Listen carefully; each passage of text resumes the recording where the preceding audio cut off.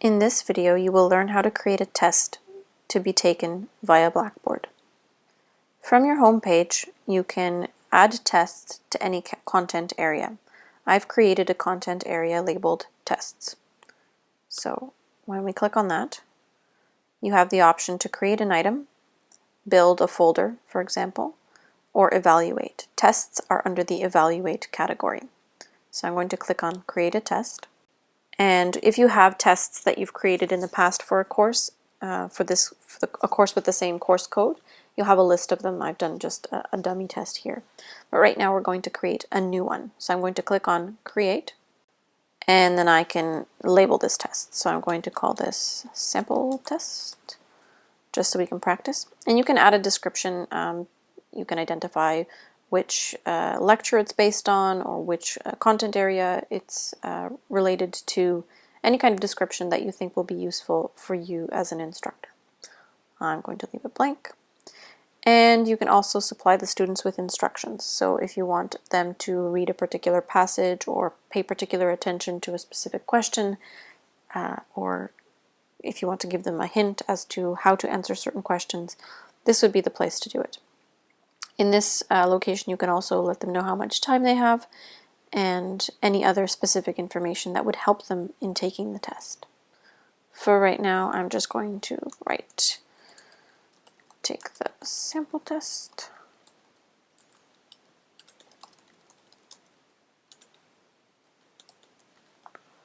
Okay, and we're going to press Submit. Now this is your test canvas where you actually get to create the test. You can choose to create new questions, and there's quite a range of categories. Not necessarily for us, but you can do numeric or formula-based questions. Either or, where you give an option and students have to choose one or the other. Essay questions, which involve just a text box where students get to write a longer passage, which needs to then be graded by the instructor. The computer is not able to grade an essay question. File response means that students will need to upload and attach an actual file. Fill in multiple blanks is a really great question if you have a passage and you want students to fill in specific word forms or figure out which word forms to put in. This is a really good option to use. Fill in the blank means there's one blank that students need to fill in. This could be just a sentence. It could be a paragraph with one part missing. Hotspot is really neat. You upload an image and you designate which section is the correct answer, and students then need to click in that range to get their score recorded. So for example, if you uploaded an image of the voice organs and you wanted students to identify where labiodental sound is made, then you would identify the spot between the teeth and the lips, and students would need to click on that exact spot in order to get the mark. For hotspot, it's only one spot per image. Jumbled sentences are, this is kind of a cryptic one. Basically, you type text and you type in a list of options. Let's say there are 5 words and 5 blanks. And then students can just choose from a drop-down menu of those 5 words which one fits into a particular spot. Matching, you create 2 columns that students need to match up. That one's pretty self-explanatory, I think. The next 2 are multiple answer and multiple choice. Multiple answer is the same thing as multiple choice, except more than one correct answer is possible, and you can designate how many correct answers for each question. Multiple choice is just your standard. There are 4 options. You need to choose one out of the list. A Likert scale, students get to choose their answers on a Likert scale. You designate what the scale represents, and the students are able to choose which answer best fits their opinion. Ordering requires a student to put a list of items in the correct order as specified by the instructor. For example, dates or a sequence of events. Those types of things could be set up as ordering. Quiz Bowl is a silly category. It's kind of like Jeopardy, where you have to give the answer in the form of a question. Short answer is similar to essay, where there is a text box and students need to fill in the correct answer. Again, this is a category that needs to be graded by the instructor. The computer cannot grade it. And then true or false. I think that one is self-explanatory as well. So let's say that we're going to choose a multiple choice question, because that's one that is quite popular for us. This is where you will actually type in the question text. Sometimes you may want to add additional instructions for an individual question, especially if later on you choose to have the questions pop up one at a time as opposed to all at once, and that way students aren't confused about what they need to do with this one. So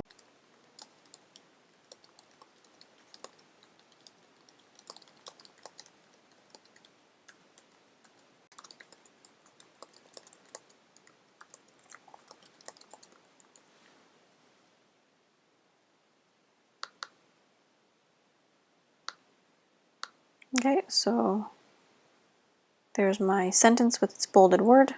I'm going to change this to be worth only 1 mark.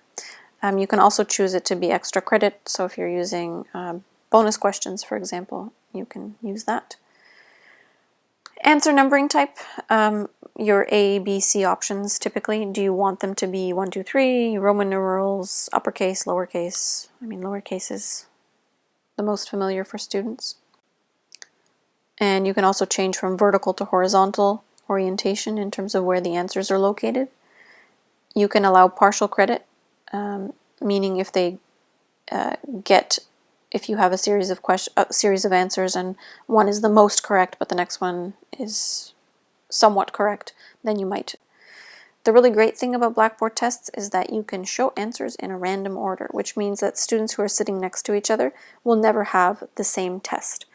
The questions can be put into random order, and within each question, the multiple choice options can be put in a random order as well. Underneath, under answers, you can designate how many answers you're going to have in your multiple choice. You can have up to 20. 4 is the minimum. You can put fewer than 4, but then you're always going to have one that's a blank. So if you choose to put 2 answers for them to choose one of 2, then you'll always have 2 blank ones as well. So we're going to leave it at 4.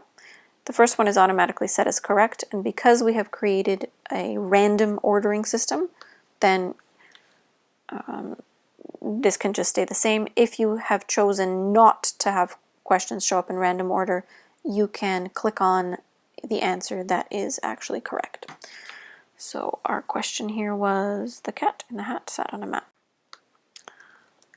So let's do that.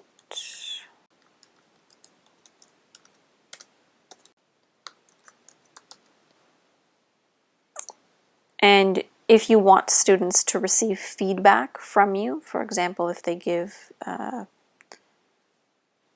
answer D instead of answer A, what do you want them to see? Do you want them to see, oh, that's too bad, try again? Do you want them to say great, to see great if they get the correct answer? So you have options for both correct and incorrect feedback. We're not going to go into that. We're just going to press submit. And there's our question, our multiple choice question. It is worth 1 point. I have the correct answer with a little green check mark, and then the rest of the answers. And again, because these are going to appear in random order, it doesn't matter that A is always going to be the correct one in my particular list. So let's say that we're done with this. We're ready to use our test. We can click OK, and I now have my sample test. Okay, it's on the list.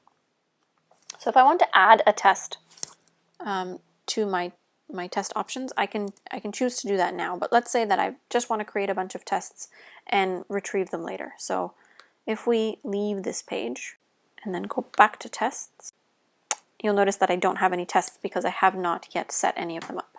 So I'm going to click on Create Test, Sample Test, which is the one that I created. And now I can review my test options. So I can add another description if I want. I can choose to have the test open in a new window, but that really doesn't matter. Until I'm ready for students to see this test, I'm not going to make the link available, so it's going to say no right now. If you're doing a distance course, sometimes it's a good idea to add an announcement for the test that it's ready to be taken if students so that students can access it on their own time. Multiple attempts. Now, this means that students can take the test several different times, and you will get several different results if they actually do take the test a couple of times. Now, because the wireless is sometimes a little finicky, it's good to allow students to take multiple attempts. You can limit it to, let's say, 3 or 4, or just allow unlimited attempts. You'll be able to see when the test was taken and how much of it was completed, so it doesn't really matter. You can force students to complete it the first time they take it, but that sort of negates taking multiple attempts, so we're not going to do that. You can also set a timer to whatever you want it to be, an hour, 30 minutes, 15 minutes, however you want to set that up. So we're going to set it for 1 hour. And since we've made the link unavailable, you can also choose to have it show up at 9 o'clock, let's say, and that way students will have access to the test as of 9 o'clock. And from that time, the time that they log in and click on the test, they have an hour to take the test. It does not mean that they have only from 9 o'clock to 10 o'clock, unless you click the display until a certain time. We do want this test to be included in in the grade center calculations, so we're going to leave that. And you get to also select what students see once they complete their test. So do you want them to see the score? Do you want them to see the answers they gave and the correct answers? And do you want them to see feedback if you have provided any? So for this particular test, that's all we're going to show: the score, submitted answers, and the correct answers. And then the last thing to choose is whether you want the test to show up all at once, meaning all the questions can be seen at the same time, or one at a time. With one at a time, you can also prohibit students from backtracking, meaning that if they answer number 1 and go on to number 2, they cannot go back to see number 1 again. And last but not least, randomize the questions. That way a student always has a different test than the person sitting beside them, especially in a small classroom where students are sort of tucked up against each other. This is really important. So we're going to press submit. And right now on our page, it says that the item is not available. It's not available to students, but we can still play around and practice it. So once students see that this is available, they can click on the title and click on Begin. So here's my test. I have my instructions to take the sample test within the time provided.